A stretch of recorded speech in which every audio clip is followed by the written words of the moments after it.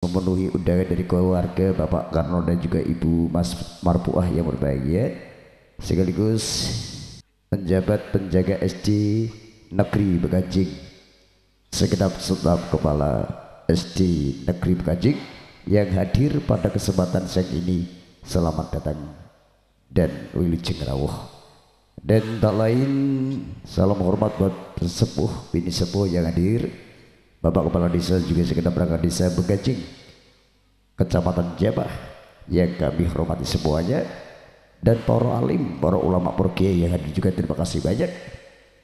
Doa buat mempelai berdua, Usmane Ayu, Mbak Monica Dwi Tamara dan Mas Adi Cahyono, mudah-mudahan menjadi keluarga sakinah mawaddah warahmah, amin Allahumma amin.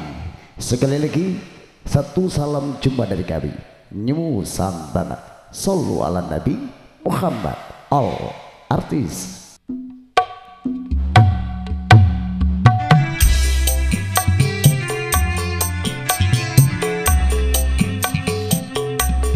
Itu satu nama dari Santana Music, ada Dira Andrea, Ella Elo, juga ada Jenny Jenita, Ikilo Bocai, Mustika Production, terima kasih. Mas opo wis lali sliramu, dik semono yen dolan karo aku. Awas yo. Pancen wis suwe ora tau ketemu, wis sak mestine lali aku. Mas mumpung saiki ketemu, cukit Awas lo. ketembangan karo aku. Dadiya tombo kangen iku kangenmu, Asik. bali eling nalika iku.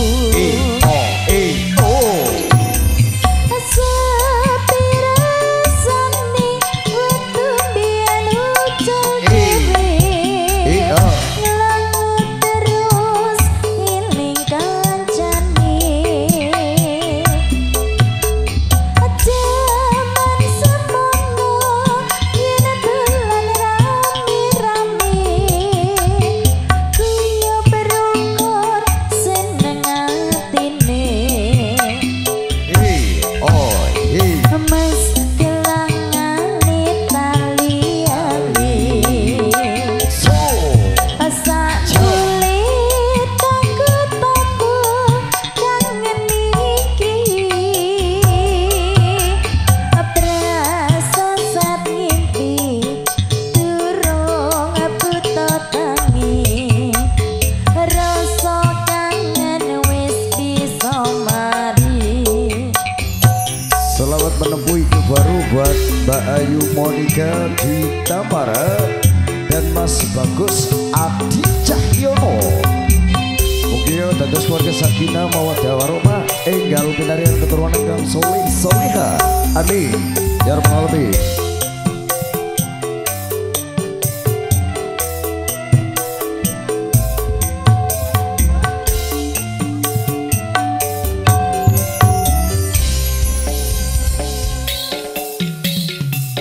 Mas opo wis lali sliramu, Awas. semono yen dolan karo aku. Pancen wis suwe ra tau ketemu, wis sak mestine lali aku.